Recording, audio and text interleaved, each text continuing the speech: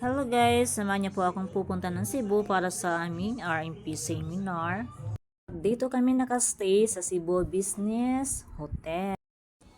O diba, ang ganda ng aking damit. Alam niyo ba kung magkano lang yan? 50 pesos. Okay po yan guys.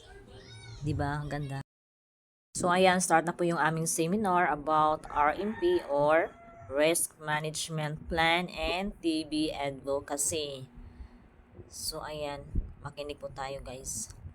Ayun yung iba guys, natutulog, inaantok. So ayan, tapos na. May dalawang certificate na ako. Ayan.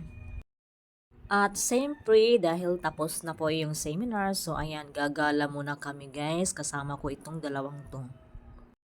At dito kami pumunta guys sa SM Seaside Sky Park. So ayan guys, tingnan nyo ang ganda. Grabe, overlooking po yung Cebu guys dito. Ayan. Ang ganda, di ba? Oh, ayan, ang saya namin, 'di ba? So napasayaw pa kami ng aking kasamahan sa works. Ayan, iba kasi pag kasama mo yung isang bakey, guys.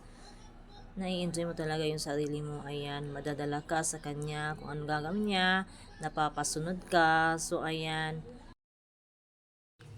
para ako dito, para ako walang hiya na kasi pag kung ano yung ginagawa ng isa, ginagawa ko talaga. So walang hiya na talaga ako dito, guys. So ayan. Okay lang yun kasi hindi naman ito araw-araw. So minsan lang ito magagawa ko. So ayan, sige. Bahan na talaga ako niyan guys. And after all, bago po kami uuwi ng Ormoc, so ayan, napadaan po kami sa church or Santo Niño Church para magsindi ng kanila ni Senyor Santo Niño po. So ayan, napapasalamat po kami dahil success po yung seminar namin. So ayan, pasakay na kami ng barko niyan guys. Pauwi na kami ng Ormoc. So guys, thank you for watching.